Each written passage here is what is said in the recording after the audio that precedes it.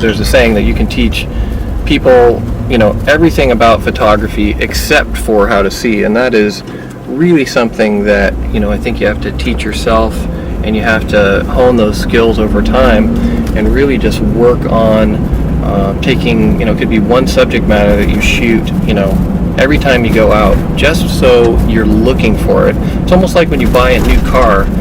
You get a new car, and then everywhere you look, you see one just like it, and you're like, wow, I never saw those things before.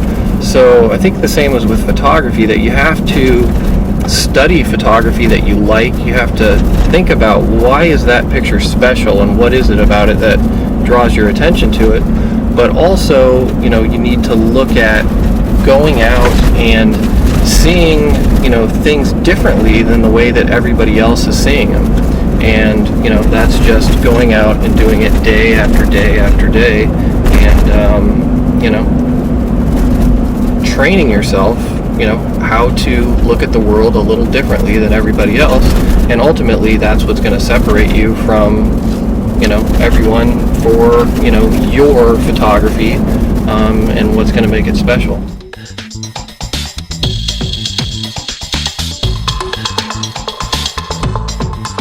You're an old film shooter. You came from film that had the dynamic range got better as the decades went on. Suddenly you're presented with this digital photography, and you have a limited amount of latitude in terms of being able to shoot.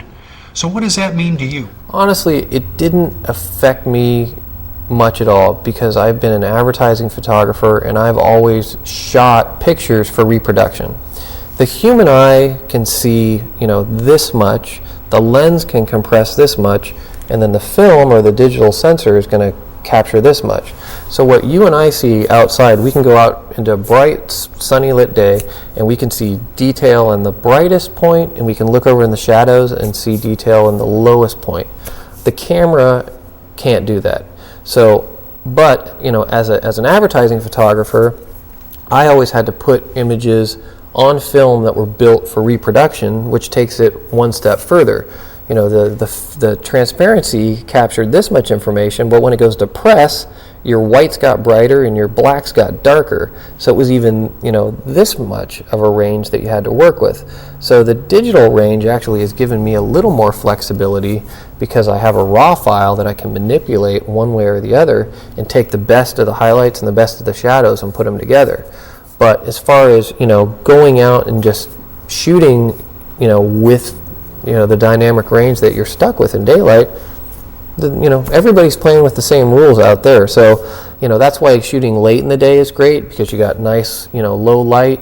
Why shooting on an overcast day is great, because you don't have really harsh shadows.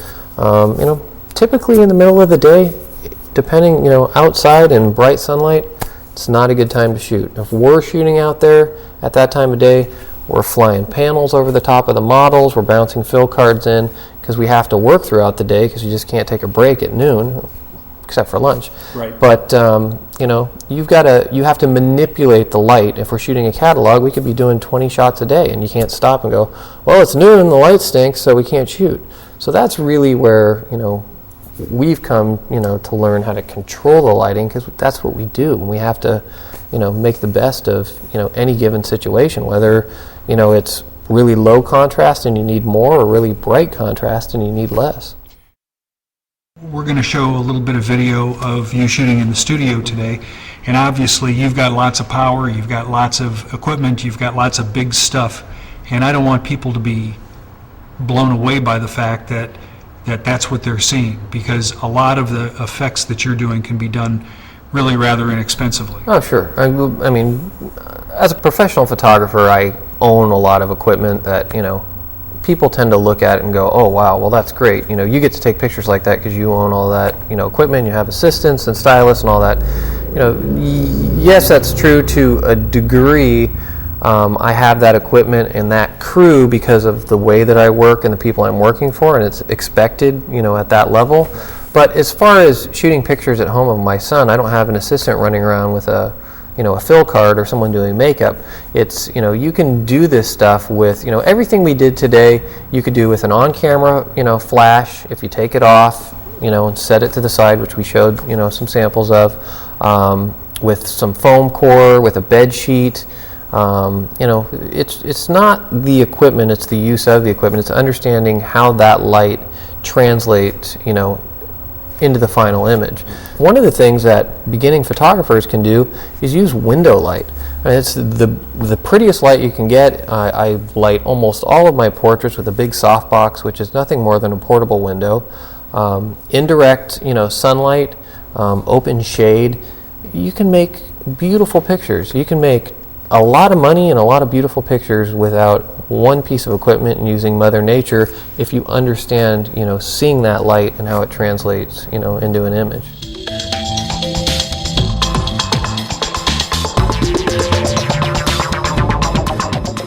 So maybe you can tell me, there's a great variety of size and weight here. Just kind of walk through these a little bit and tell me, why you would choose one over another. We have a wide range of tripods at our studio because we're shooting with a wide range of gear. We may have a 35mm camera up to a 4x5 view camera, and you get, a really heavy piece of equipment, that you want to stabilize. You got to have some legs underneath it.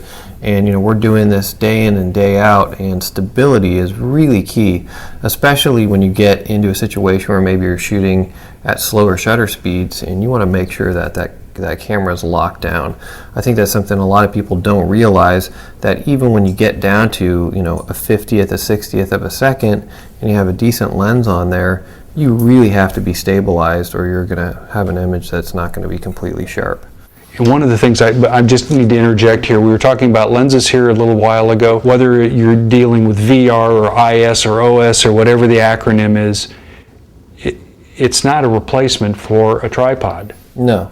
The image stabilization technology is amazing, and it does help, knock down the blur from a little bit of that motion, but you still have to have something solid underneath the camera. These tripods come in a variety of sizes depending on what is the application of what you're doing. We're going to use a big heavy-duty tripod like this for, commercial photography. The camera is, locked off, and don't want it to get knocked over. There's a lot of people moving around the set where maybe we're going to go with something smaller, like this for a travel assignment. This is carbon fiber, so it's going to be a little more expensive, but the legs are really light and it's really solid. This tripod has really nice head on it too, as far as being able to lift it up and tip it over to the side. Right. So what are you going to do with your photography? I think dictates what kind of a tripod you should have. A lot of people think, I only need a tripod if I'm doing night photography and I need to shoot at a slow shutter speed because I want to do star trails or I want to blur taillights. Yes, you can use it for that, but it really is a tool that kind of takes you to the next level. It allows you to really lock the camera off and start seeing things the way that you don't see if you have a camera and you're just kind of moving around all the time. There's pluses to hand holding, but there's also a lot of pluses to locking your camera off, especially when you're doing landscape and nature work. I think it's a tool you just have to have. And this is, I'm just going to make this point. I think that this is one of those deals where you really do get what you pay for. The thing too with a lot of these tripod companies is you have to buy the tripod legs, and then the head is a separate option. And a lot of it comes down to personal preference. I typically work with a ball head. Some of these other tripod companies are going to have heads that have two levers. One's going to move you vertically and one's going to move you horizontally.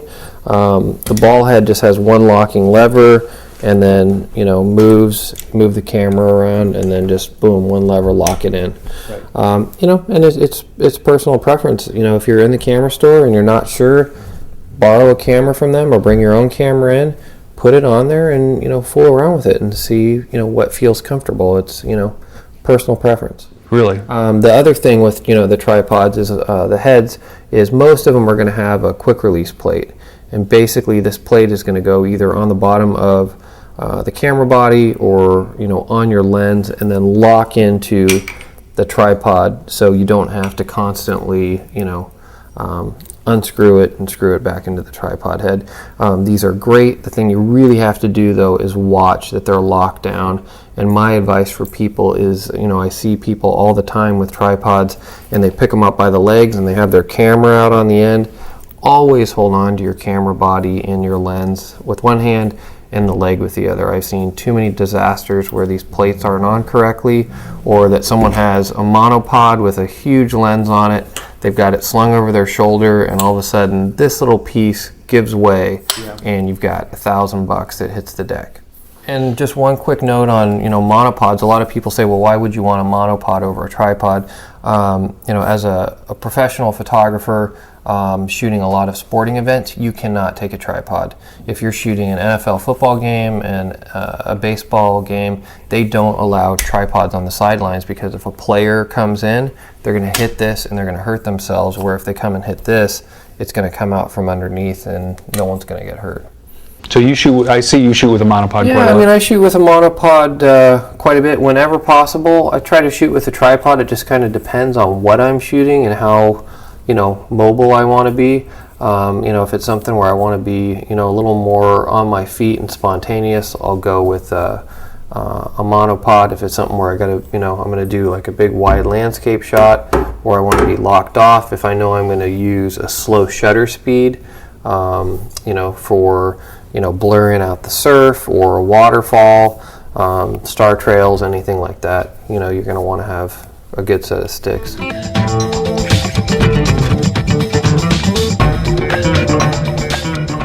A lot of landscape photographers, for instance, will look for an S-curve, for example, to get them into the photo and get them out of the photo, or diagonals as a leading edge in order to get in or to get out, or to lead the eye to the main subject area. I think if you're out in a natural environment, or it could be in nature, or it could be an office building for an executive portrait, I'm always looking for some sort of a graphic element to help frame the person. And that could be a window, it could be something in the background, leading lines, it could be a staircase that takes you, straight in and leads your eye into that person. Like you said, an S-curve. In nature, it could be the natural curve of a road that, you're framing up a car shot and the car's coming at you. So, you're always looking for those elements that help pull the person's eye to what you want them to look at. In photography, the brightest part of the photograph is where your eye is going to go to first, especially if it's a dark scene. So I'm always thinking of either two things. Either it's a really bright scene and I'm looking for something dark to make the focal point because your eye is going to go to that, or the opposite is, what's the brightest thing in this photograph that I want the person to look at. In a lot of my portraits, you'll see darker backgrounds with someone that's lit, from one side, and it makes you go boom right there. There's no question as to what you're supposed to be looking at. Your eye is directed right in there with the light. So, again, you have the lighting pulling you into the subject. The composition could be a leading line, an S-curve, just the natural design of the landscape, and then, ultimately when it's time to click that shutter, hopefully you're capturing a special moment of, stop action or a great expression in the case of a portrait.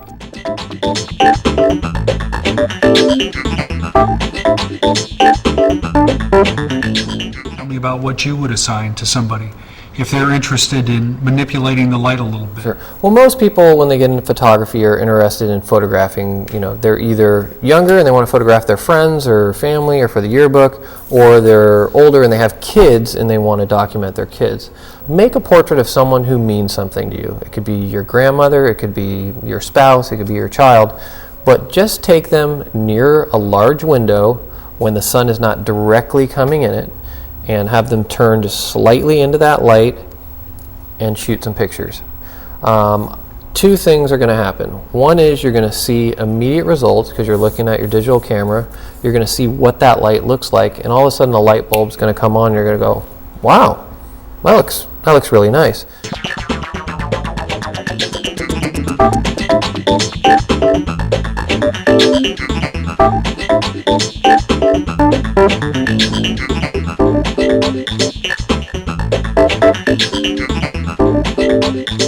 things that you mentioned to us before is that if you really want to move your photography up to the next level, you're going to have to buy an incident meter. I definitely think an incident meter, a handheld meter is key to, learning photography and understanding, how light works. Your 35 millimeter SLR has a built-in light meter, and basically that's telling you how much light's coming in the camera. It's that little, slider bar gauge that goes back and forth, and you kind of adjust things until it gets to the middle, and boom, hit your picture and it's exposed properly. That's a reflective light meter, which is basically going out, looking at what's in front of you, and you're filling your frame and blending together for a hypothetical 18% value. Right. So if you have a white wall and you point your camera at it, it's going to tell you how to make that white wall 18% gray. If you turn it over towards a black wall and you point that meter at it and you adjust it, it's going to tell you how to make the black wall 18% gray. And if you shoot a picture of a gray card that's metered, it's going to tell you how to make that gray card 18% gray.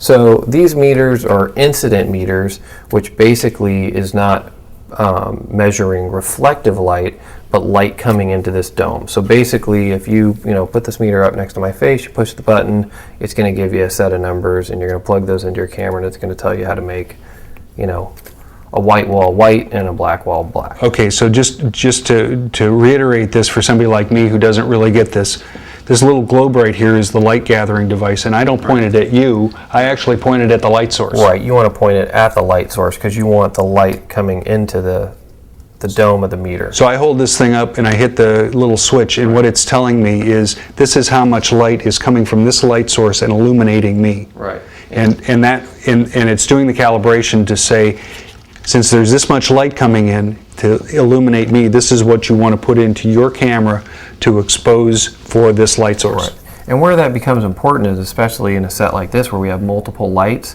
working with strobes. These are going to be able to check flash reading from speed lights that your in-camera metering can't do. Right. So, and when you get into a multiple light situation, especially with speed lights or strobes, you need to take independent meter readings of each light. So you may have your main light coming in and you go, boom, take one exposure of that. Your hair light over here, take another exposure of that, and you say, oh, this strobe is one stop hotter than the main light, so I have to dial that down, move it back, put ND over it, whatever it is, in order to pull those elements together. I mean, this basically becomes, the measuring tape for, what you're going to build, and it's a key piece of equipment. They're not, inexpensive, but, if you're serious about photography, you have to have one. We've kind of covered the gamut here, and you're saying, I'm out of money. Or I'm a student, or there's only a limited budget here. There are other options. This is this particular device does the same thing. It's a little Polaris light meter, and again, it's an incident meter or a reflective meter. One-hand operation. It's about $150 instead of $500. Is that a flash meter as well? Yep. And so it does a lot of that stuff. It depends upon how accurate and how precise you want to be. I think that this is considered accurate within a tenth of a stop. But the whole deal is that you need the tool that's right for you. These are important tools, and it is the one thing that will really get you a lot closer to understanding what the real light is in your photographic situation.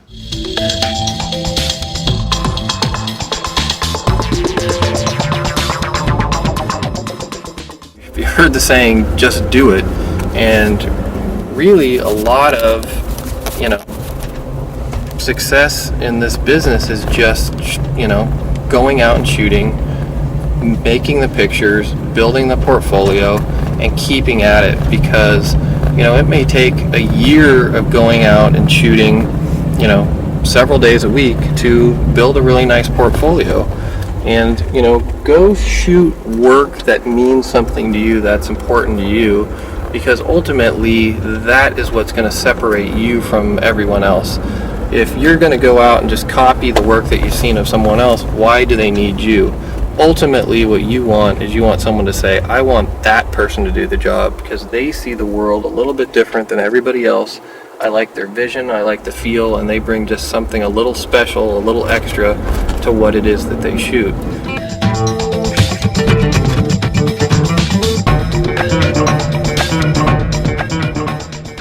It seems like maybe you shoot more in RAW than you used to. And that's something that people just sort of discuss to death on the internet. Should I shoot in RAW? Should I not shoot in RAW? Do I need the dynamic range that 12 bits affords me versus 8 bits of JPEG? Yeah, I think it all depends on what's the end product. Anything we're shooting for a commercial application is shot in RAW because we have the most information to start with. You can't go back and get it. If it's not there, it's not coming back.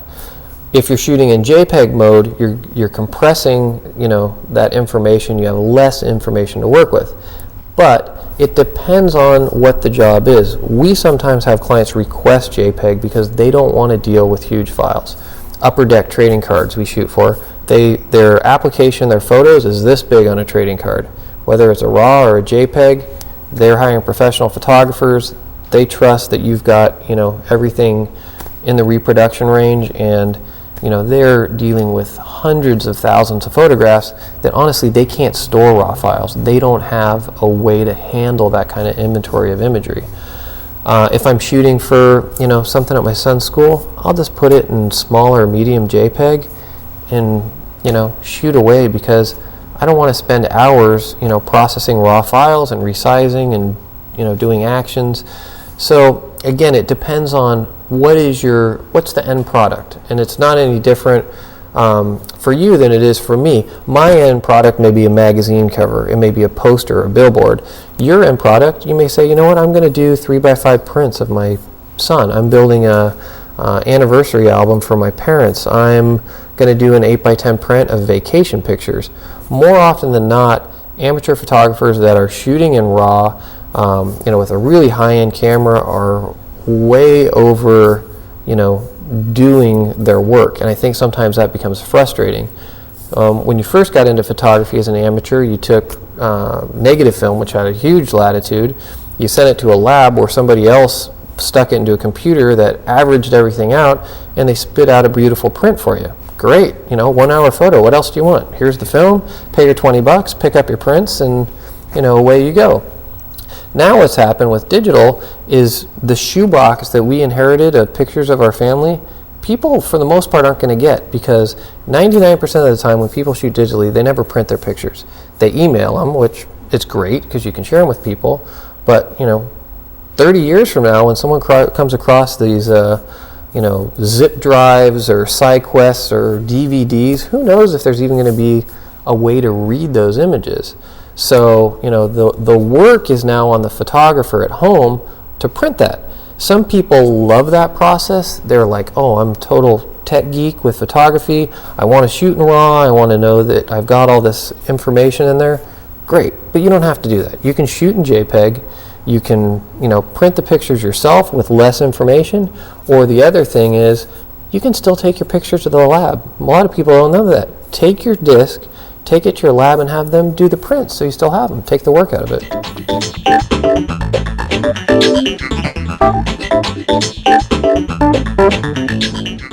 When we went in to shoot, you set up the bench that Koya was going to sit on. You sat her down, you set your camera up, and you started shooting. Throughout the course of an hour and a half, that bench did not move forward or back 6 inches. It moved in and out because the light changed and you wanted different values on her face. You weren't moving that thing forward and backward. Why?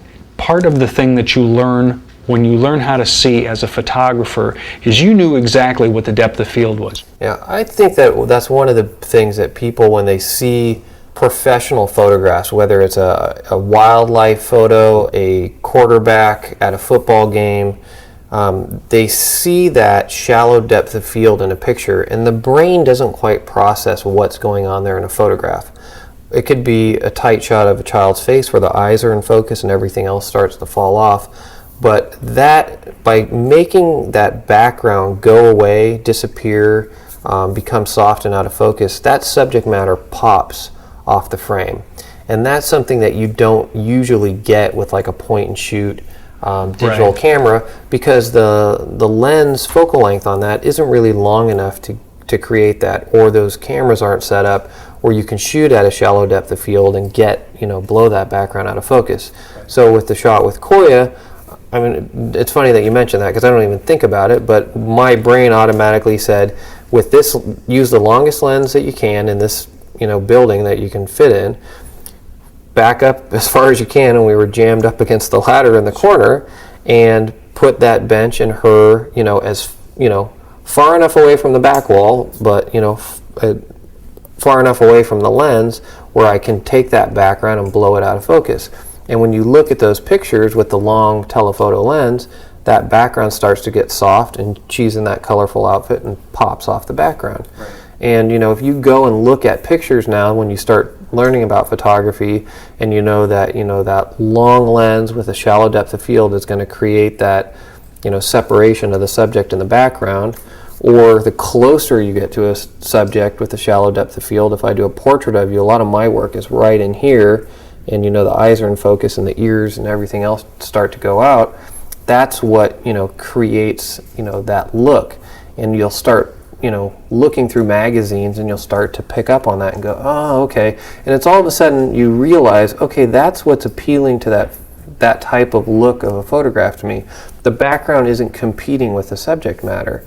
And oftentimes, with a portrait or a picture of a person, if the background isn't helping tell the story, I like to just, take it out, because then it's not competing. You don't have these two things that you're worrying about. If you just make that background kind of disappear a little bit, get a little bit soft, it makes that person pop off of the background, and it just kind of takes it away. It's a secondary element, and maybe it's helping tell the story a little bit, but it's not competing for your attention. Your eye isn't going back there and going, hey, what's all that stuff back there?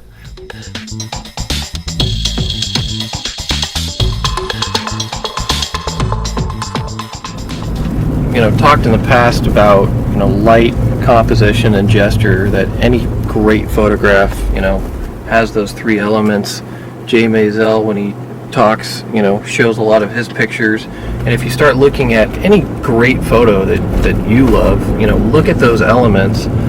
Does it have great lighting? Does it have great composition? Does it have gesture? And that could be a plant, it could be a still life, it could be a stop action photo, but all of them have some sort of gesture of the subject matter helping to tell a story and an emotion, invoke an emotion. And every time I go out, whether it's just shooting for fun or shooting for clients, I really look at it as kind of practicing for the big game of not just seeing the composition and where to put the elements, but where's the best light coming from? Is it better front lit? Is it better backlit? Is it better from down low? Is it better from up high? Is it better with a long lens, with a short lens? And oftentimes, you don't know until you put that lens on the camera or until you walk to that position. There's a saying in photography that it's nothing more than knowing where to stand. And I think that's true in a lot of ways, because you can put 10 photographers in the same situation, and one of them may get a really amazing shot of exactly the same scene at the exact same time. So it's really honing your skills and going out and shooting a lot, especially with digital. Shoot, make mistakes. I mean, it's easy for me to do a lecture and show 50, 60 great pictures. I mean, I've been doing it for 17 years. I better have a few good shots. So when you're out there looking at other photographers' work, you don't get to see all the mistakes they've made, and trust me, they've all make them, and I make them all the time. But I think that's what makes you better. When you're learning how to ski, if you're not falling down, you're not trying hard enough. So the trick is to make mistakes, fall down, but get back up and try it again.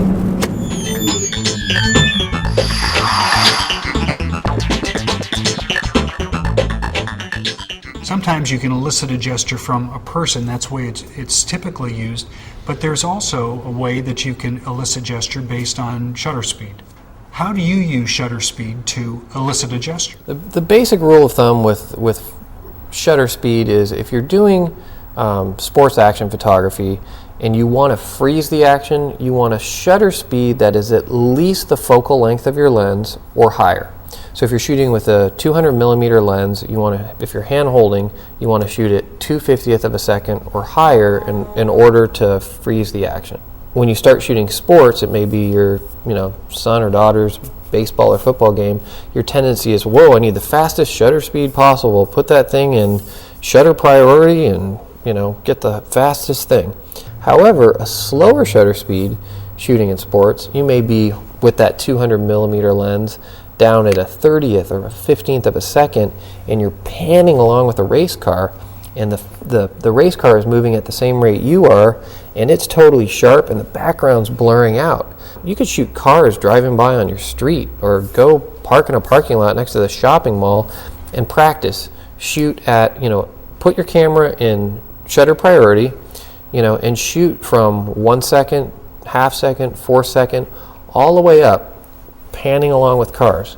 And you're immediately going to get that feedback of, okay, at a 30th of a second, the car is sharp, the background's blurry, and it has the right feel.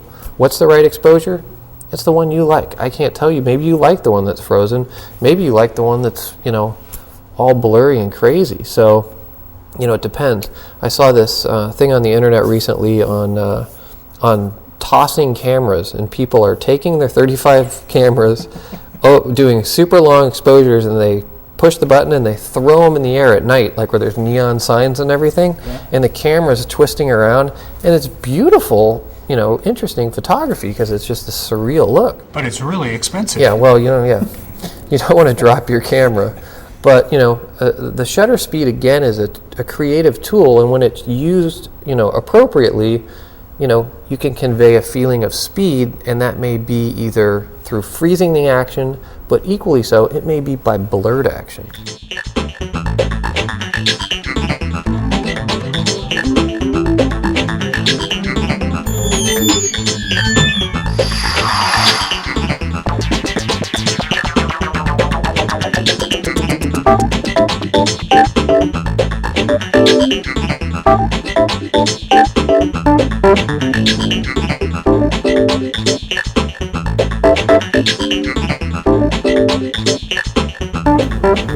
I think one of the most difficult things just getting into photography is learning how to see things differently than you have before. When we start shooting initially, the first thing everybody does is shoots with a 50 millimeter lens, from head height, and you shoot away, and it really takes time to start to get in close, to get low, to get high, to find those different angles where your perspective and the way you're seeing things isn't what everybody else is seeing, and that's really what's going to make your photography special. If you're out taking a picture and people are looking at you like, what in the heck is that person doing? You're probably taking a good shot because you're looking at something in a way that they never have before. The one thing that I've taken from watching you now over the last couple of projects, a lot of people think it's equipment, a lot of people think that it's the exposure or the magic menu that they haven't found yet that's on the back of their camera that lets them shoot pro shots. But the truth of the matter is that a lot of photography is using not just your eyes, but using your brain and being ready. I love the saying that success is when preparation meets opportunity, and I think that being prepared, just in photography as in life, that when that opportunity presents itself, that you can take advantage of it. And a lot of people will look at my work, they'll look at the studio I have or the staff that I have and say, oh, well, that's great. I don't have, all that equipment, and I don't have that, fancy lens, or I don't have an assistant, or, that kind of a production crew. And, you can't use that excuse of I don't have the equipment to do that. Use what you have to the best of your ability. Right. And, I could give the most basic point and shoot camera to a decent photographer, and they're going to go out and take good pictures.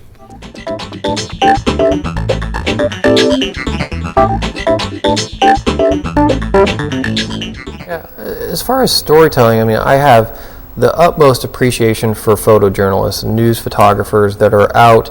I have the ability to light things and have people, turn your head this way and, make pictures that way based on the business that I do. But a great photojournalist is going out and they are truly making pictures with only what, is handed to them out there in life.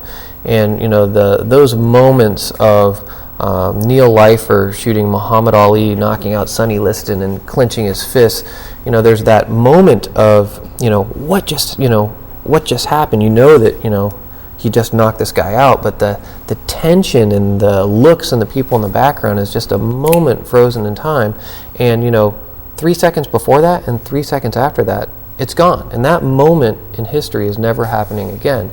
And I think that's one of the amazing things about photography is it truly is a fraction of a second that will never happen again. I could take a picture of my son, every day next to the same window in our house, but every one of those pictures over time is going to be different.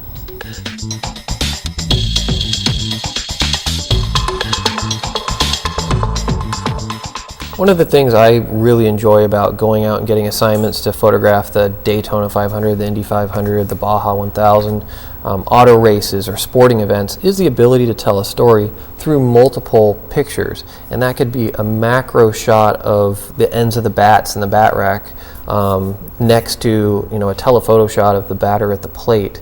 The little details of things that most people don't get to see that you can either come in really close on, you can get wide shots, you can use these combinations of all these pictures basically to do a photo essay. And I think that people at home, that's a great assignment and a way to again look at outside the box of the single image. What's a story? I go to my son's friends' birthday parties and I'll bring a camera along and I'll shoot the story of that day. I'll do a tight shot of the cake, I'll do a shot of the kids, playing. It may be a shot of all their shoes outside the little, jumpy bounce house, and you put all those pictures together, and then I send the parents a little, iPhoto booklet of the day, and it's the greatest gift you could ever give anybody. You just documented their, child's birthday. That's never going to happen again.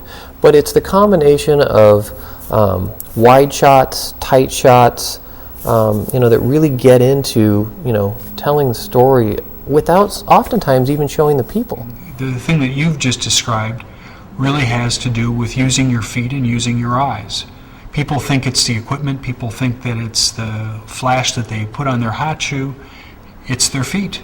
And getting off of your feet, because classic thing you always see is someone standing, the perspective is, handheld, at eye level, pointing down at your kid, pop, pop, pop, and you shoot, Christmas, Thanksgiving, whatever it may be, and every picture is shot from the exact same vantage point. Sit down, force yourself to sit on the floor, lay on your stomach, get in the dirt. You're going to automatically see pictures that you never thought you were going to get.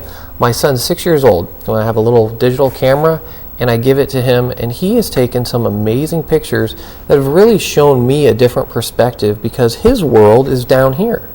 He takes pictures of, my waist or my knees or things in our house. I'm like, where is that? And I got to go look for it because I have no idea where he took the picture. But it's really a great lesson in a different perspective. So same thing, when you get into photography, the natural thing is to just stand, point, and shoot. Change your vantage point, shoot through things instead of going around somebody that standing in front of you. Shoot through their legs. Use those legs as a frame to shoot through. Backlighting is something that I was shooting at my son's jogathon yesterday at the school, and I had to do a portrait of the two people that were there. And I said, "Oh, just turn this way." And the lady looked at me like, "Oh, you want us? Shouldn't we turn that way so we're into the sun?" I'm like, "No, I'm quite sure I want you to turn so you're backlit." Because it was a very contrasty day, and if I had to turn them into the sun, they were both wearing hats. So all of a sudden they'd have these harsh shadows running across their face, and it would look terrible. By turning them around and opening up and exposing for their faces, I had a nice backlight, separated them from the background, and their faces were both evenly lit, which is the most important, part of the picture. Is the background maybe a little blown out, or the highlights a little blown out? Yeah, but it doesn't matter. What I was trying to achieve with that photograph I got, which was their faces. So, backlighting is something, that you definitely want to do more often than not. And with your on-camera flash or an auxiliary flash that you can put on, backlight the sunset, the sun's behind you, pop the flash in, bring that ratio together, and you're going to start making pictures that, again, otherwise you wouldn't see.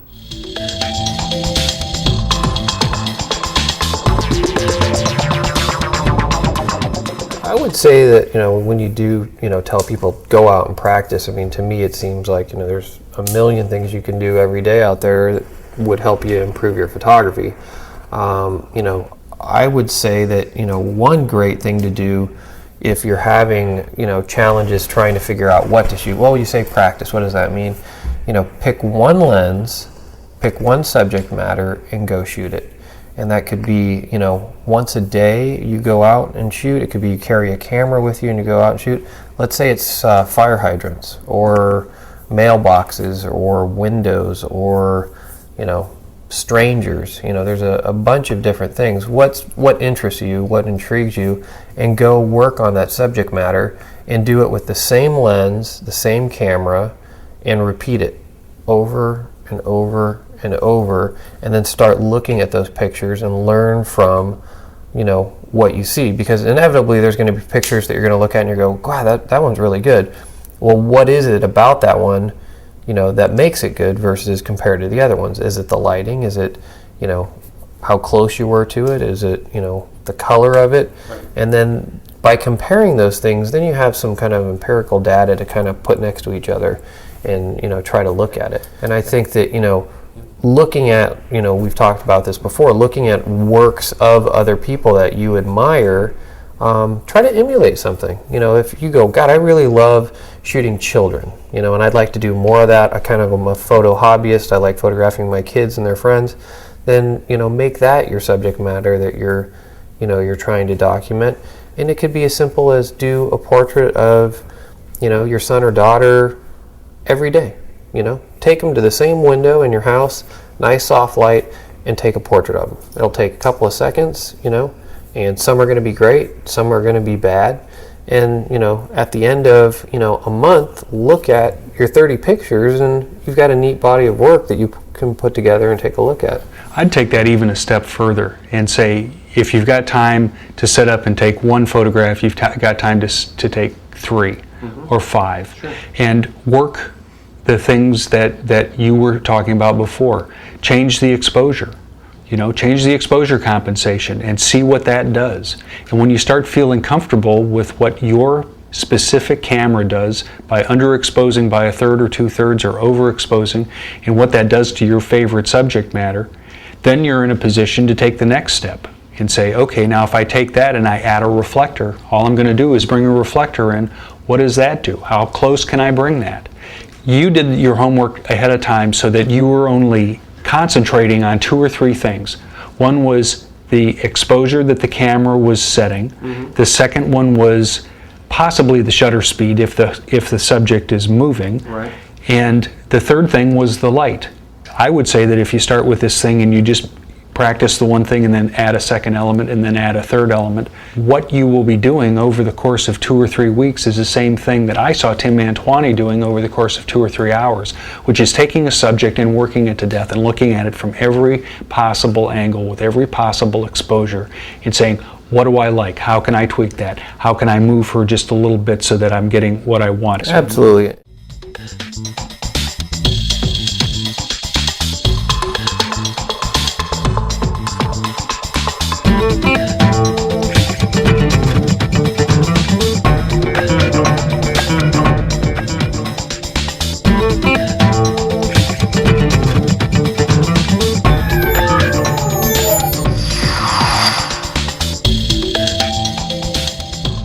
When you're practicing your photography, it's great to go to a local park or the zoo or wherever and shoot away. That's how you're gonna hone in your skills and learn how to see, understand the differences in the lenses that you're trying to use, and you can't get frustrated. It's going to be that ability on a low budget to get an amazing shot that is going to eventually allow you to kind of work up. One of the things you can do fairly inexpensively is scout. I agree that you know, you should go out and scout and, you know, see things, because you may go on a vacation or a hike or wherever, and you get to a point and you go, wow, look at those trees, that's an incredible spot, but it's noon and the light's really terrible. Exactly. And I know tons of nature photographers that find those locations, and then they look at it and they go, okay, I've got my compass out, the sun's going to be over here, I'm going to come back here in the winter when I know the sun is going to track this direction, I'm going to come at this time of day, and they may go to that one spot and sit and wait, you know, and it may be, you know, 2 or 3 days for the light to be right, for the clouds to be right, for an animal to walk in, and bam, that's how they get those shots. But, and you know, it's luck every once in a while, but 9 times out of 10, the people that are out there with those amazing portfolios of animal shots are out there just doing it day after day after day, shooting thousands of pictures, and it distills down to, you know, a couple dozen that we get to look at and go, wow, what an amazing photographer.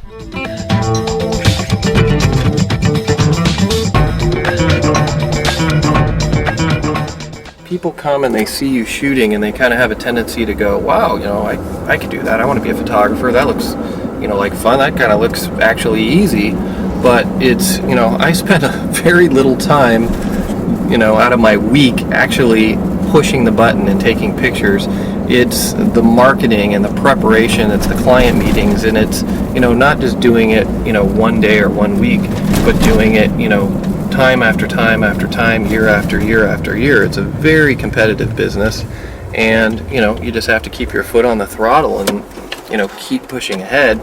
And for me, clients hire me, one, because I can, you know, take good pictures, but two is they're, you know, almost buying a little bit of security and what I bring to the table as far as my crew, freelancers that I bring, professionalism, the studio environment, work ethic. Do I have a contingency plan? I mean, things are always going wrong on shoots. You know, how do you handle that? Do you freak out and throw the camera across the room, or do you reach in your camera bag and grab your backup, you know, camera body and keep shooting? So a lot of times, you know, why I get hired has to do with the photography and the ability to take the photograph, but it also has to do with my ability to produce the job in a professional manner and, you know, really deliver the job, you know, in a way that the client and their client are going to be happy at the end of the day with the whole experience. It's, you know, photography is not much different than, you know, a band that's been hired to play an event. You know, when it's showtime, all those, you know, days and weeks of practice in your garage, you know, you go out to the performance, and when you step on stage and you hit that first note, you better be, you know, ready to play. And when your, you know, amp goes down, or when you break a string on your guitar, you know, what's your backup plan? And, you know, can you keep the concert going so at the end of the night everybody's, you know, been entertained and, you know, has a good memory of the entire experience. The majority of the jobs that I have today, the clients that I have, and the work that I get is all based on relationships that I've had with people in the past.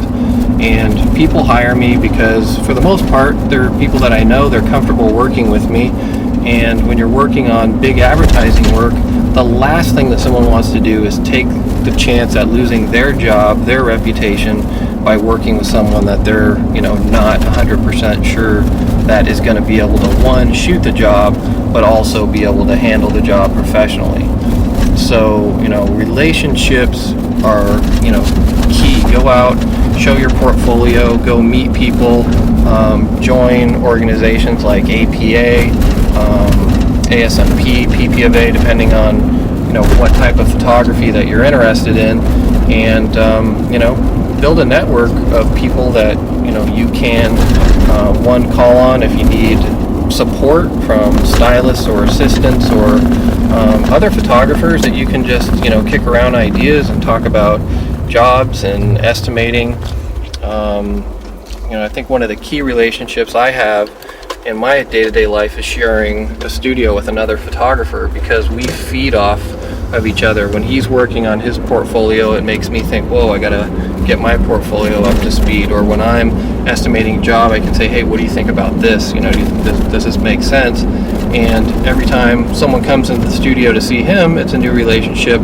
that I get to develop, and sometimes when he's not available, I get a job, and it works the opposite way. So I think, it's like anything, in life, people want to be around their friends, and, you need to make friends with people that are hiring photographers if you ultimately want to get work.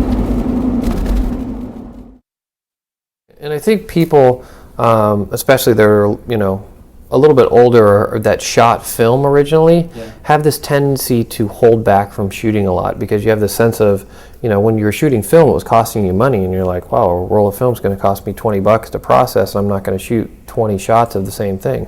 Well, working with a digital SLR, you're crazy not to shoot, as much. It's amazing how fast you can learn now digitally versus when I learned shooting transparency film.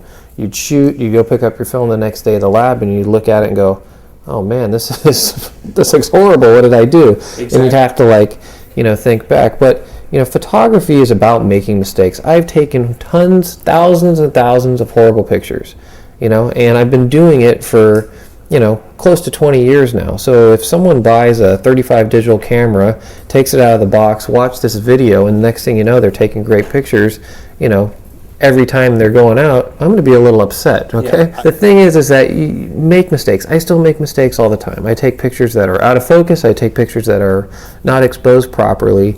But the thing is, I learn from that experience, and that's what I love about photography. It's a constant learning process. And you're going to go out and you're going to say, hey, I think this is going to work one way, and it may not work at all the way you were anticipating it. And it's just going to be, a building block of, make this mistake, learn from it. Make this mistake, learn from it. And slowly, the level of your photography, your painting, or whatever hobby you have is going to increase. It's, it's not a simple thing, but that's what's fun about it, is you can just keep, tweaking on it and getting better and better, and, more content with developing your own vision. That's what it's really about. Okay. What you like and what I like may be two completely different things. You may look at a shot taken, a window lit portrait and go, oh, I would have put a little fill light in here, and I could think, wow, I really like that dark ratio and kind of the mystery and the shadow. So explore with your camera, have fun with it, and ultimately you have to be the judge of your work. Yeah. So if you're happy with it at the end of the day, that's all that really matters. You're really the captain of the ship and the leader of the band, and people will pick up on your comfort level, on your energy level, and it could be the models, it can be the rest of your crew, will be the client. And I think it's really important that, my attitude and, my personality, orchestrates and sets that tone. And I'm the kind of person that, I want everybody to have a good experience. I don't freak out and throw stuff. I don't scream at people, because at the end of the day, when I have someone into my studio, it's like inviting someone into my home. I want them to be comfortable, have something to drink, something to eat, good music, good conversation, and have a good experience. And when I'm shooting, I expect my crew to work at the same level and intensity that I do, as far as being professionals, and I think that the clients pick up on that, like, hey, this is like a pit crew on a race team, and everybody is working towards the same goal, and there's not a guy standing over in the corner and people are going, what the heck is that guy here for? What's he doing? Or he's working twice as slow as everybody else. When a friend of mine was freelance assisting for Annie Leibovitz, I said, I heard she can be really intense on photo shoots, and how did you find working with her? And I remember this very clearly, that he said, Annie expects everybody to work as hard as she does, and she works really hard. So you better be as focused, as energetic, and as on the spot as people perceive her game to be, or you're not going to work with her. And I think that's true, with any good, director or photographer. You're only as good as the support crew around you, and when things are going good, it's easy for everybody to kind of be having a good time. But all of a sudden, when the elements aren't working, things aren't going right, something's going wrong with the camera, the weather's not good, everybody can pick up on your energy that things aren't going wrong if you led on to that. Oftentimes I'm thinking to myself, holy cow, how am I going to get out of this one? But, you just charge along and you work through it. And, in some situations there's days where, the weather doesn't cooperate and you just say, hey, you know what, we got to come back and do this over. And I think that is equally, as good of a decision as trying to pull the wool over someone's eyes and at the end of the day walking away with pictures that you're not happy with. And, if I'm not happy with the pictures, then I can't expect the client to be. Right. Yeah, I think it's a great idea to find those, mentors and people whose work you admire and to study it. That's what I've done with people, whose work I've always looked at and said, wow, I really love the way that person lights things, composes things. Yeah. There's a consistency and a brand to their photography. Not that I'm trying to copy them, but I learn from them. I think that's the best way to learn, is look at really good work and figure out, how those people are getting those shots.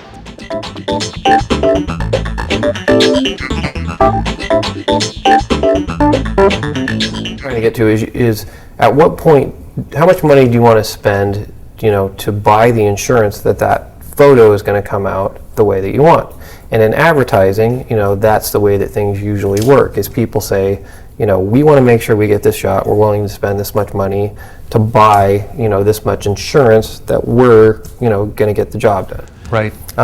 When you start out in photography, of course you don't have the ability to, produce things at that level. But if you're an amateur photographer and you say, hey, I really kind of like this commercial work, I'd like to get, more experience, how do you get in with magazines or ad agencies? You have to have work in your portfolio which shows that you have the ability to produce the kind of work which they're hiring for. If it's a car company, you can't just go, take your car and park it in a parking lot and take pictures of it. There's a certain level of production value that you have to bring to your photos. It's like a film student, you have to spend money to build a reel in order to try to get that kind of work. And people go, oh, well, that's really expensive. Yeah, it is, Right. There's no easy way about it. You're going to have to buy decent equipment. You're going to have, shoots where you're going to spend some money to produce work that is appropriate for the people that you're trying to market to. That's right.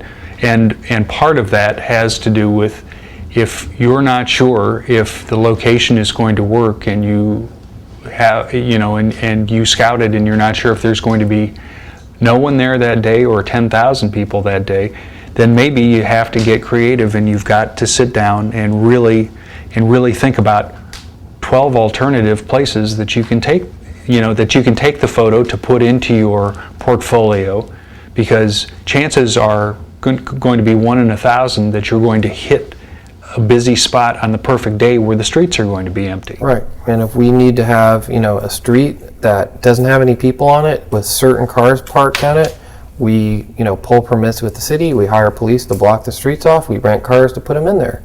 That's part of the process of producing, work at that level and being able to, charge a decent amount of money to do that kind of work. It's like a little miniature movie.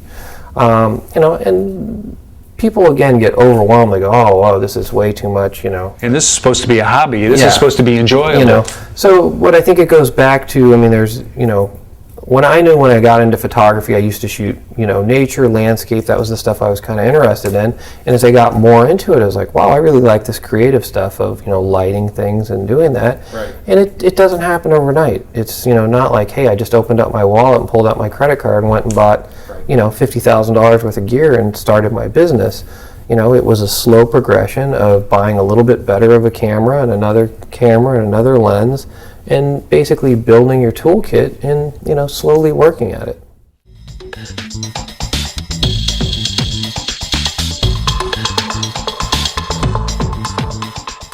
I subscribe to probably 20 different magazines.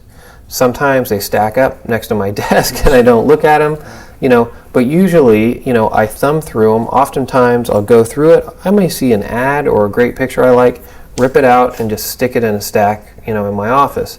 And that stuff is what, inspires me.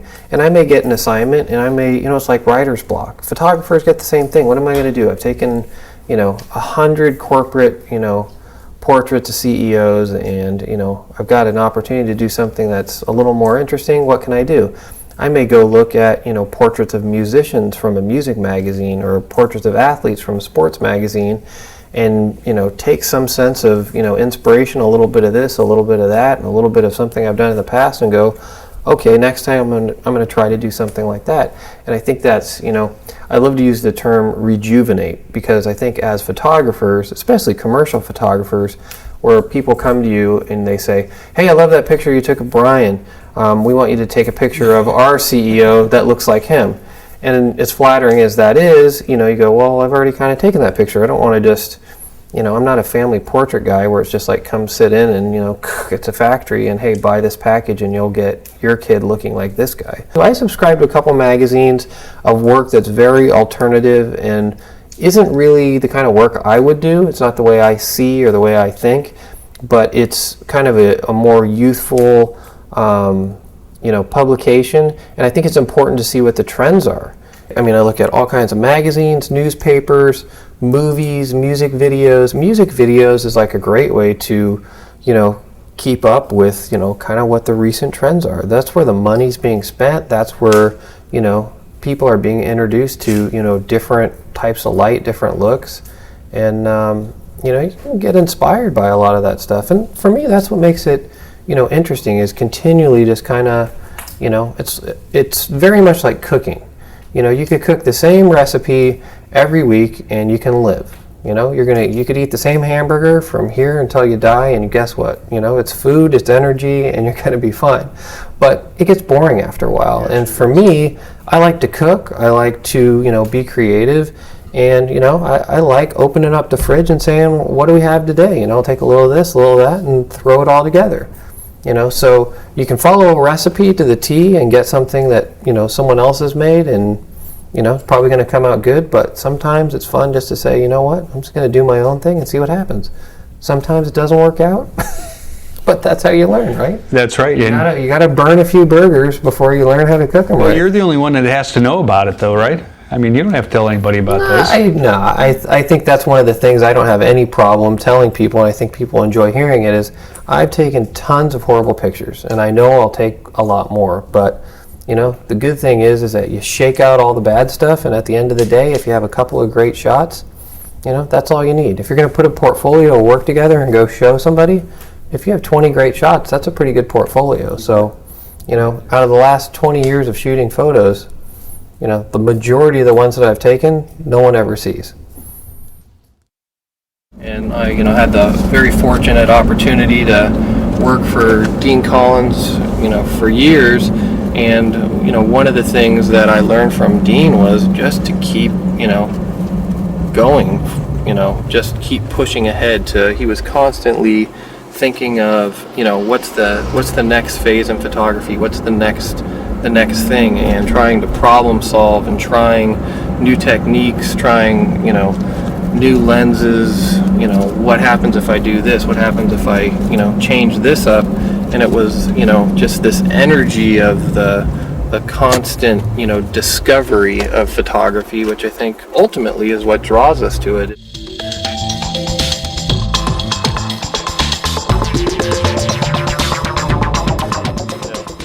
A lot of people, when they want to try to get into nature photography, will go out to a local bird sanctuary or a pond, and the reality is that these birds aren't used to people being around, and the likelihood of you getting up close to them, just walking up on the shore, isn't going to happen. The nature photographers that are out there day in and day out are, could be getting those shots in a variety of situations. If it's a indigenous habitat, oftentimes they're building blinds and staking out days and days to get one or two shots.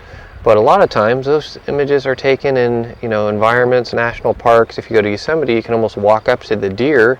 You can get some amazing shots there because you can get close to the animals. Yeah, that's exactly so sometimes right. You have to go to where those opportunities present themselves. We did a photo safari for our honeymoon, and I was amazed at how close you could get to the lions and the elephants and everything else, and sometimes a 300mm lens was too long.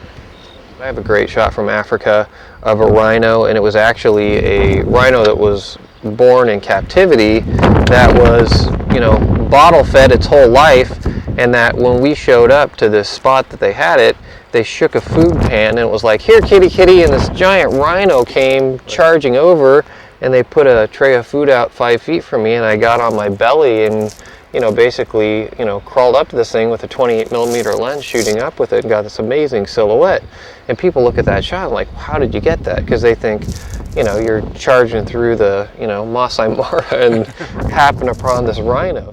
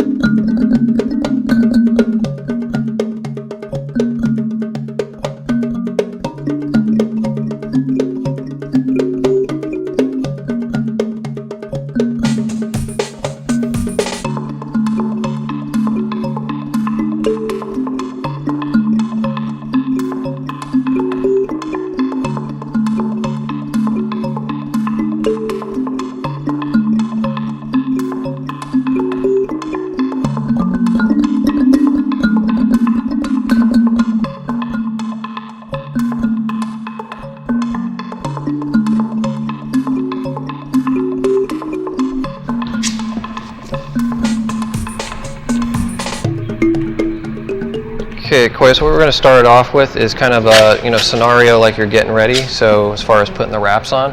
Okay. So we'll get you into position, we'll check the overall lighting, and then, you know, start to kind of go from there. So what we'll do is kind of run through the stages of preparation, then we'll get you probably doing some workout stuff, and then kind of a portrait, you know, post-workout type of thing.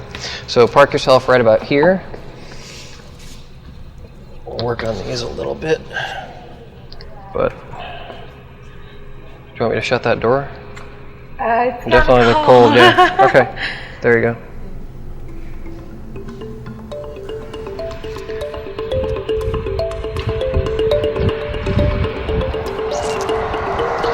So I'm just going to frame you up and we'll kind of look at what we've got to get started. Back up just a little bit. Luis, we're going to have to go to a shorter lens, so let's go 70-200.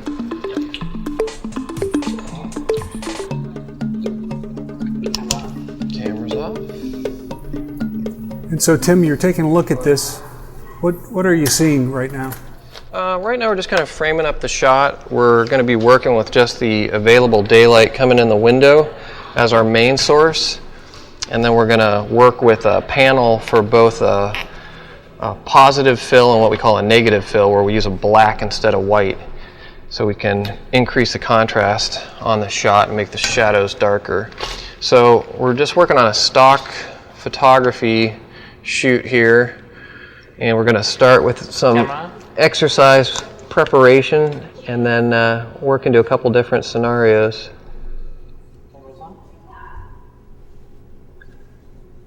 I'm just working on the background a little bit, seeing where the windows intersect our head, and that where the window frame is you know, in a position where it's not distracting in the background. So, Luis, let's drop camera down. I'm going to try to, let's shoot one here so we can show what it looks like ahead of time. So, Koya, go ahead and look over this way. Good, go ahead and bring your hand over to your other leg just a little bit. Good, right there. You know what, Luis, I'm just going to shoot into camera so I can keep an eye on stuff here. And disconnect that. Great, right there. Go ahead and look right here, Koya, quick. That's good. I'm just going to drop camera down, hold that pose.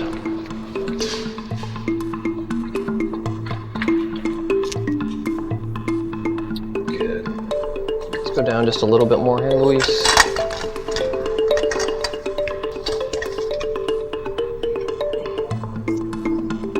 Perfect. Just a hair more.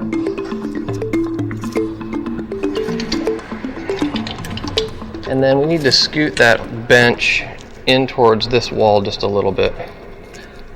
Let me shoot one before you move it quick. Okay, Koya, looking right here. Good, and then we're going to scoot the bench in towards the wall just a little bit. That's good. And then Luis, the bag that's on the floor in the background, slide it into the corner of the room just a little bit. Putting a gray card in here for our color balance. Okay, here we go, Koya. We're going to shoot a few of these. Good. Yep, you can just kind of wrap your hands and... Good.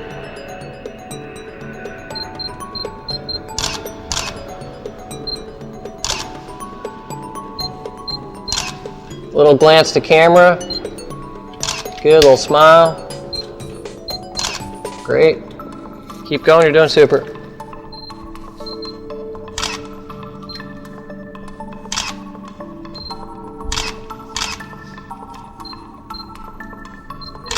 Good, let's go ahead and wrap the other hand too.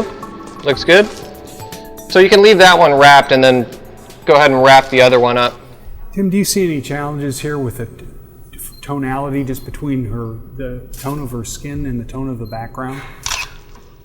Well, we're going with a pretty soft light source and we're using it really close to her. So we're just basically building our diffuse value tone, what the meter reading is based off of, and probably overexposing, from what would be normal by a half a stop, just to kind of peak the skin tone up a little bit.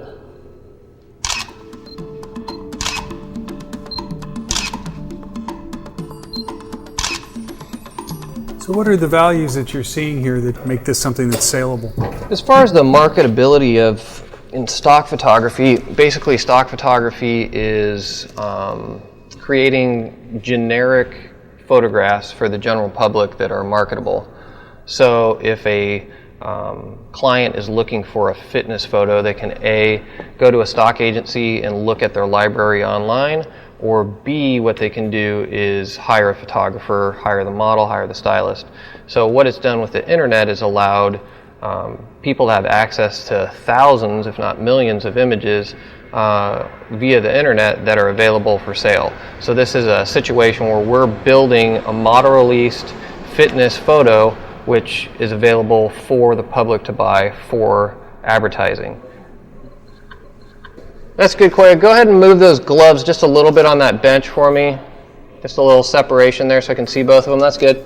Okay, and then go ahead and unwrap the one you just put on. Leave your left hand on and take your right hand off.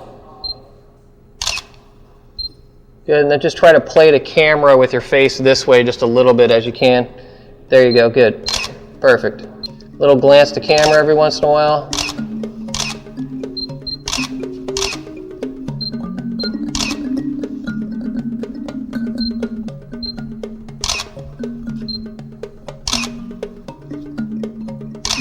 Perfect.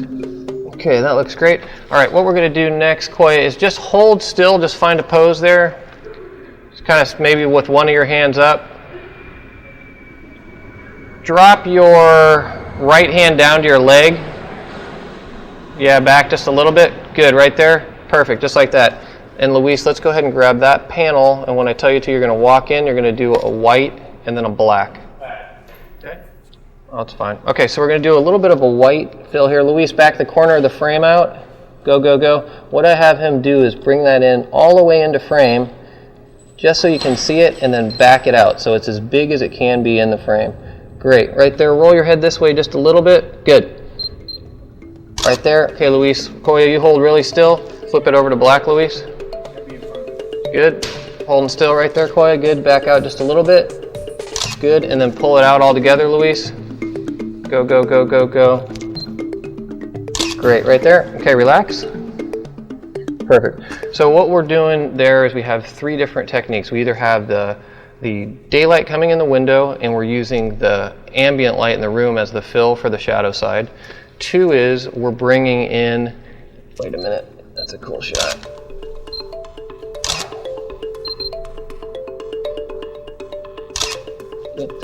Hey Missy, can I steal you for 1 sec? So Koya, that's good right there. Good, looking right here. That's good. Koya, can we tighten up that wrap just a little bit on that hand?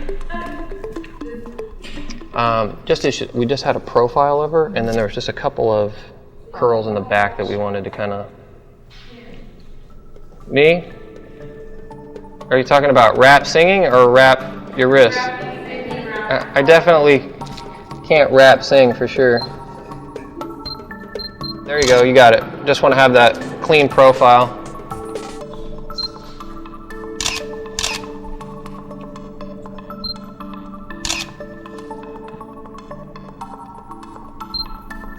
What was your impetus to pull that hair back?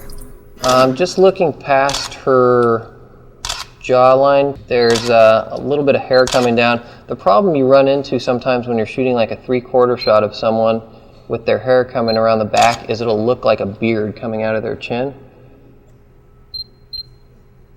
So I just wanted, she's got such a beautiful face, I just wanted the clean profile. Okay, relax for a sec. Okay, so with the lighting we have in the room, you have the daylight coming in the window, and what I like to do is work with a light source as close to the model as possible. If you move her 10 feet that direction away from the wall, you're going to get a completely different quality of light because that light source in relation to her is going to become much smaller. So I pushed her as close as I can to the window to get a nice big soft light source, which makes anybody look good. And then what I'm going to do is alter the fill side or the shadow side. So I'm either going to use a white panel to come in close to her and increase the contrast so it's more of a flat lighting ratio, or B, I'm going to flip that panel over to the black side and bring it in and really create a shadow, knocking out any ambience in the room on that side and creating a harder ratio. So with a couple simple lighting tools, you can really change the look of your photograph. So if someone was trying this on a sunny day, they could use vellum or they could use something else across some windows, and they would get almost exactly the same absolutely effect. And if these windows have kind of this opaque glass on them, but if you're shooting at home, you can use a window that doesn't have direct sunlight coming in it and get the same kind of feel. Okay, that looks great, Coyle. Try a couple more here. Go ahead and scoot back on that bench just a touch. Good. Okay, and then lean forward again like you were. Nice. Good. I'm going to drop down even a little bit lower here. Even though you had Luis go in with a great big fill, a great big panel that was black or white, a person could really get away with something that would be as cheap as a piece of foam core. Absolutely. Yeah, you can either use if you want something a little more specular, you can get the silver insulation boards from a hardware store. You can cover a board with foil, you can use foam core. Really, you just want something that's decent size. You can use a bed sheet. And I'm just going to lower my camera angle down here again to get a different horizon line crossing through her. Good. That's great. Nice. Boy, I just changed those gloves up on the bench just a little bit to give me a different look there. Putting you to work as a stylist. Good. Little glance to camera now. The idea behind the boxing gloves is it's what, just a secondary thing to look at in the photo? Yeah, it just, we're trying to create, a little bit of a story here, and this is a little bit of, trying to cross reality with a little bit of Hollywood. So, someone that might buy this could be a pharmaceutical company, it could be a fitness company, it could be a bank, anybody that wants to try to convey the message of health, of strength. For me, if I'm not behind the camera in my advertising business shooting, I'm not making any money. So this is a means of having images up on the internet that are selling 24/7 around the world and having another income stream that works for me when I'm not behind the lens. Doing great, Quiet. Looks good.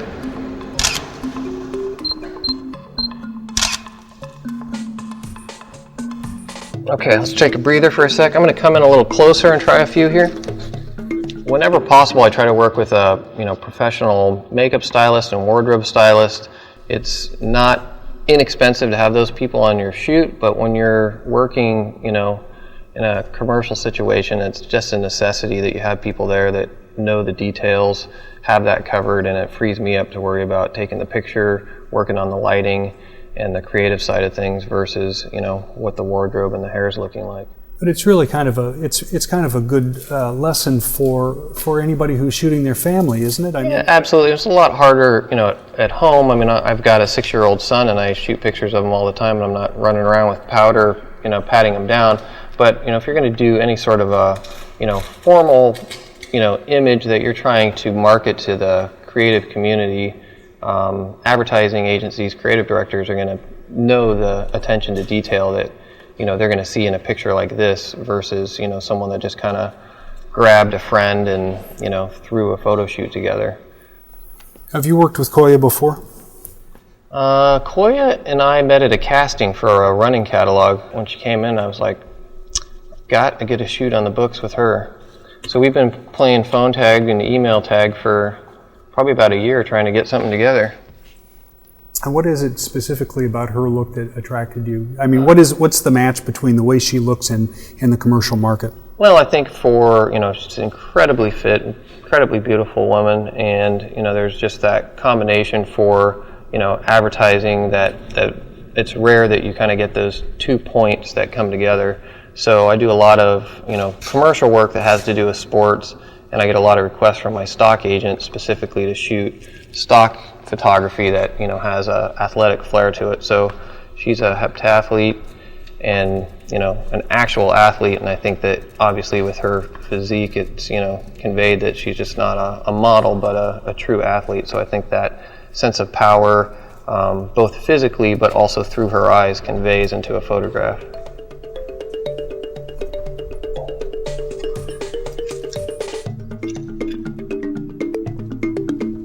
Okay, so sit up just a little bit, Koya. You can lean back out, just split the difference. Good.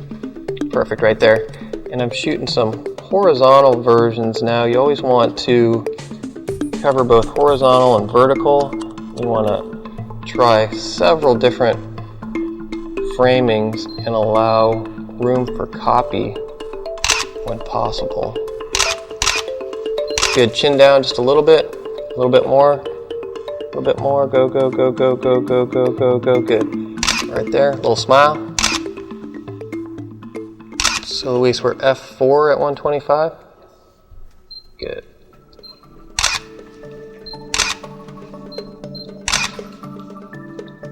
Good. Let's do another hand wrap from this pose.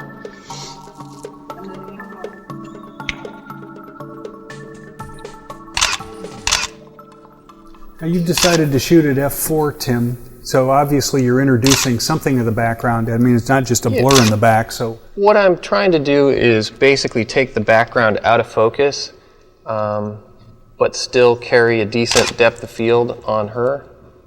You get with these lenses that are 2.8 lenses, when you're sharp and everything's on, it's fabulous. But when you're a little bit off, you might as well throw the shot in the garbage. The stock agent is really particular about focus, and it's not uncommon that you're off just a little on a shot and they won't take it. So I'm working with autofocus on the camera, but even sometimes that gets tricked. So I just want enough depth of field that it's not too shallow, and I'm pulling focus probably from about her shoulders to her nose. So with a telephoto lens like this, when you're shooting in close, if you're wide open, this is a 2.8 lens, at 2.8 the background goes very soft, which I like, because what that does is two things. It separates her from the background, and two is eliminates that background from competing with her. Good. So hold still right there, Koya, and what I'm going to do is go ahead and clasp your hands. Good. I'm going to shoot a range here. Just hold that. Good. So I'm going to go 1, 2,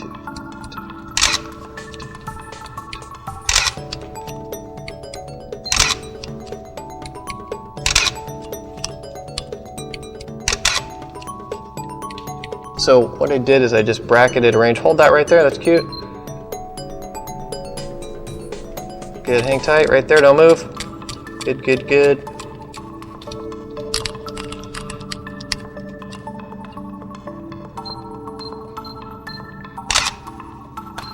can't take a bad picture of you, Koya.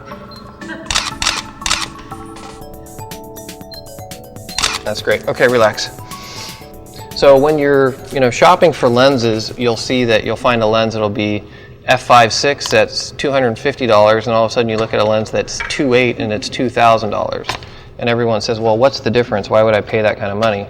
Well, it's a huge difference because the lens is that much faster, the depth of field is more shallow, and you can really separate your subject from the background down at 2.8 that you're not going to get with a 5.6 lens.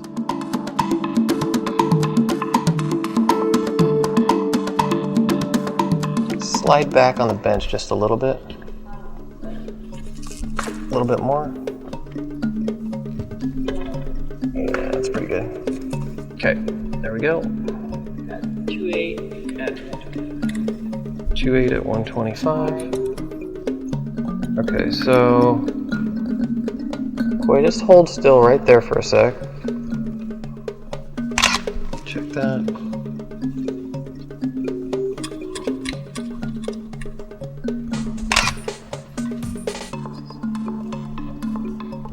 Okay, so I just did 2 exposures. One was for what the camera is telling me in aperture priority mode what to shoot at. And the second one is what our ambient meter is giving us. How far were they different from? About 4 stops. So you'll see, go ahead and wrap it up. And what happens is the windows have detail in them, but Koya essentially is a silhouette. So we're way overexposing based on what our meter reading is. And in this heavily backlit situation, you have to outthink your meter a little bit. So we always use a handheld incident meter. It's like a tape measure that always tells you what your starting point is. So in this case, you're shooting something that's a lot closer. I would assume the framing's different? Yeah, this is a little more wide and not quite so graphic as far as the last shot. Just a little more loose. I'm going handheld, rocking the camera back and forth. Just trying to come in close and give it a little more, less of a portrait feel, and a little more of an editorial, kind of behind the scenes look, as if we just kind of happened upon her getting ready in a gym for a class. Or go ahead and bring that one fluky off your head there. Good. Perfect. All right. Good. Stick your hand straight out at me like you're punching me. There you go. Good. Let's go.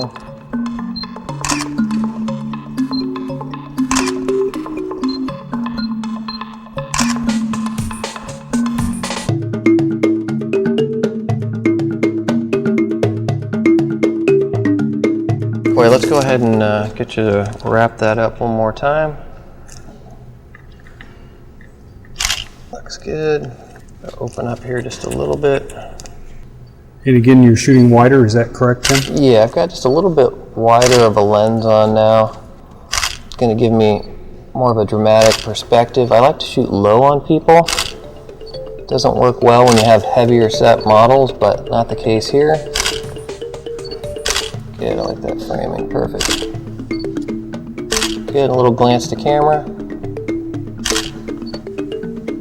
Good. Good, let's go vertical here for a couple. Good, little smile. Great, right there, coming in close. Good, turn your face to me just a little. Perfect, relax. Yep, let's go ahead and wrap up the other hand. Good.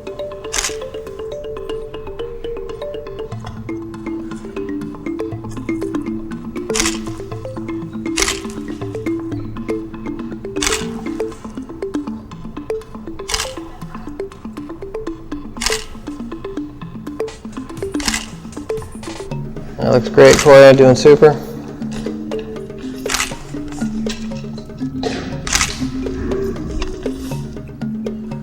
Good.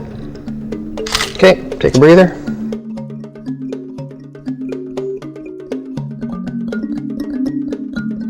So we'll start with this, then we're going to go 80, 200, and then we're going to go...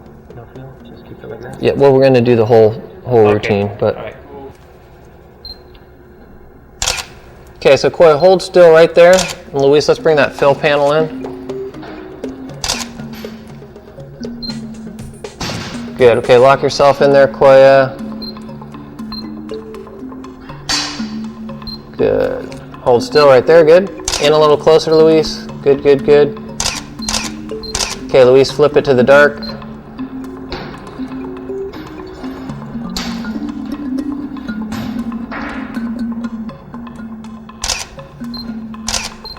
Okay, and then just take it out all together.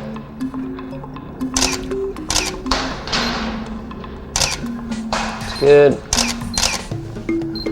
Okay, you can look out the window there just a little bit. Good, and go ahead and do a couple punches over kind of 3/4, just out from you. Good. Yeah, just go ahead and work a few of those like you're doing a class. There you go. Good.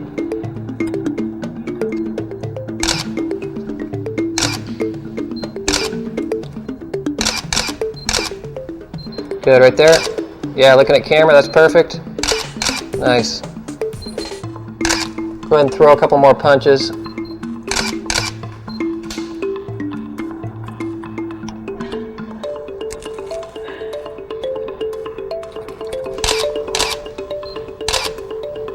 Okay, a couple more poses like we did at the first setup, so just turning back to me from there for a portrait. Good, drop the hands down just a little bit, great. Super, right there. Good, nose that way just a little bit and roll the head this way. There you go. Chin down just a little. Great. Good, right there. Luis, let's bring that fill panel in. Do you see the light starting to change on you, Tim? It seems like that ambient light outside is changing a bit. It seems like it's getting a little bit darker in here, so maybe a cloud rolled in outside.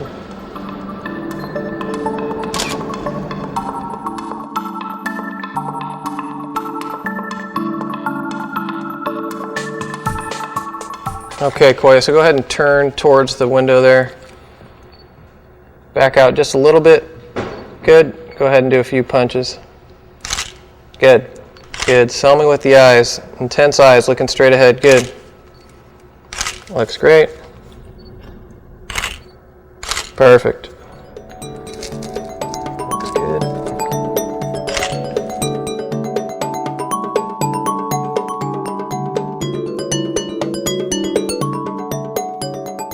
Okay, Katya, here we go. In a little tighter, Katya. Good. There you go. Now in this case, you've set up a strobe, Tim. Maybe you could tell us a little bit about why and what's going on. Yeah, the light is falling a little bit outside. It's getting later in the day. And now we also have Katya in as a trainer. And so as she faces the opposite way away from the window, her face starts to get dark. So as you bring a fill card in, it's not quite enough of a ratio to really get a read on her. So I brought this big panel in, which basically is a portable window, puts 2 strobe heads behind it, kind of far back, and just basically creating another artificial window from the side. So the strobes are going to be balanced with the ambience in the room, so we have kind of a flat lighting ratio, but it still has that big soft feel. So it feels like the lighting is, plausible that it's all from the same light source, that there'd be a bank of windows on this side of the room as well.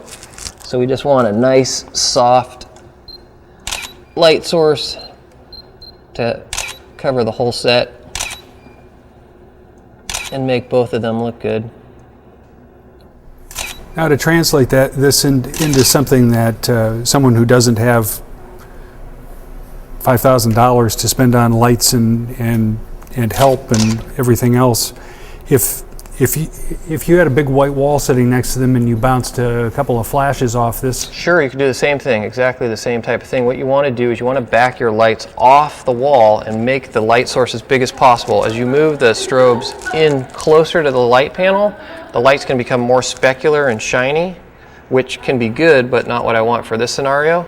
And the same thing's applicable to a wall. If you bring that strobe way in close to the wall, that light source becomes smaller and more specular relative to the distance from the subject matter.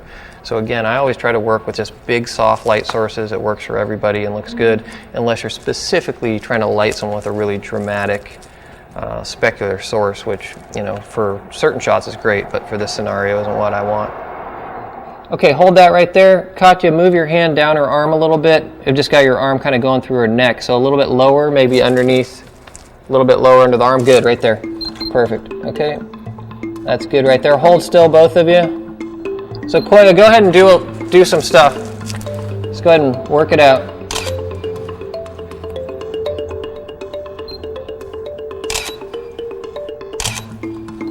Okay, let's go in with a wider lens. Relax for a sec.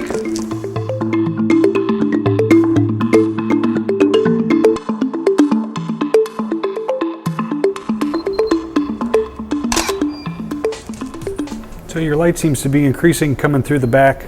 Yeah, it's Tim, so what's the that doing for you? sun's popping out a little bit, and I'm adjusting just by looking at the back of the meter, and because I've got a good feel for what that exposure is, I'm bracketing the shutter speed a little bit. Little smile, kind of happy about this. There you go.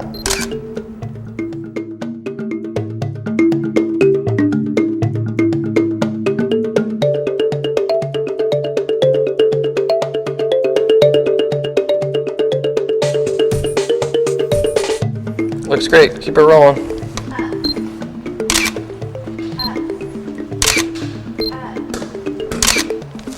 Just great available light coming in the windows.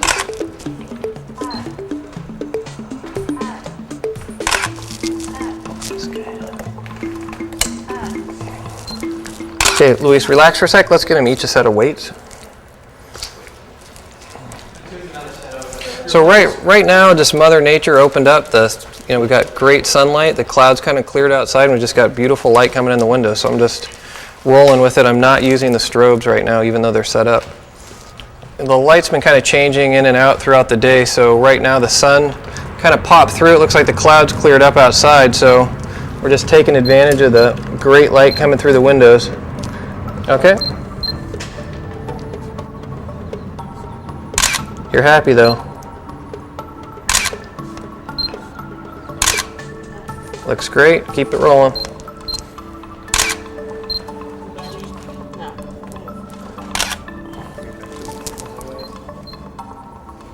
So Tim, we're getting a little bit later in the day here. The sun's going down, the color temperature is changing.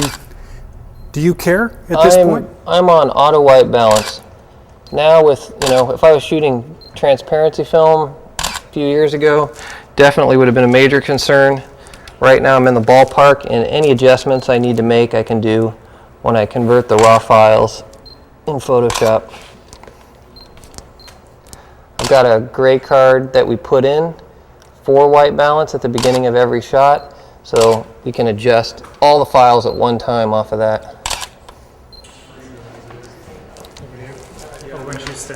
Luis, let's get a reading on that quick.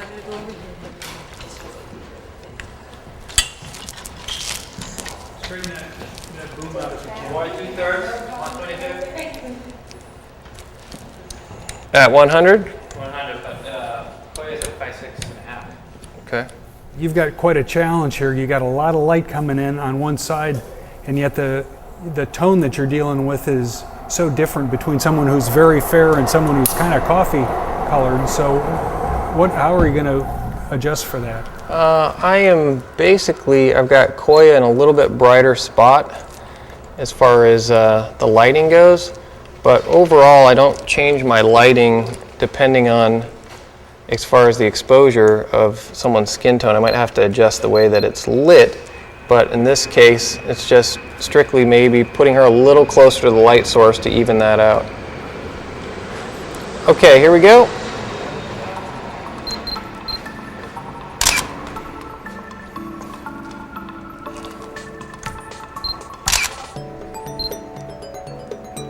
Kind of happy. We're working out, we're healthy, we're happy.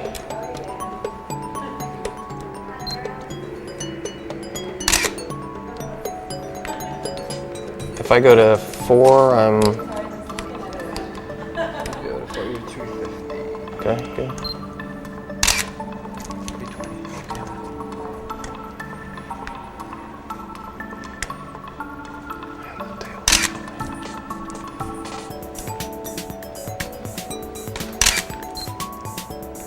Luis, let's pop the strobes on. I just want a little bit of ambient. Take a break for a sec. A little bit of fill. Yep, let me check it out. Yeah, that's good. Okay, here we go again. Looks great.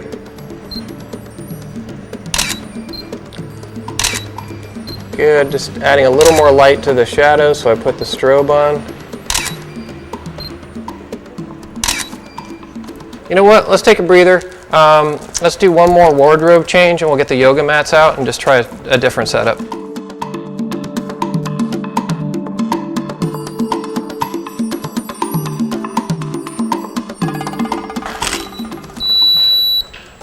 I'm going to go with just a little off-camera strobe to just pop a little light in on the models where the shadow is. I'm going to try it from a couple different areas. Yeah, this camera and strobe unit has a commander mode, which is really useful. You don't have to have a cord or a cable connecting the flash to the strobe unit. You can just hold it off to the side, get your light source off from directly over the camera, get a little fill light. Just right here. Good. We're just going to have Luis hold the strobe just a little bit over here, and we're going to use this handheld flash as our fill, just to add a little bit of light into the shadows. Perfect. That's what those girls are. Perfect. Let's go up just a little bit. And what you can do is if you have a low ceiling, you can bounce one off the roof and get a little bit of fill light. If you have an indirect a wall, a white wall, another thing to do is either just aim this right into the wall or up into the ceiling, and you can get a nice soft bounce light as well. This light's going to be a little more specular because it's a small source, and again, relative to the distance to your subject, it's going to be a little more shiny and a little more specular. Good.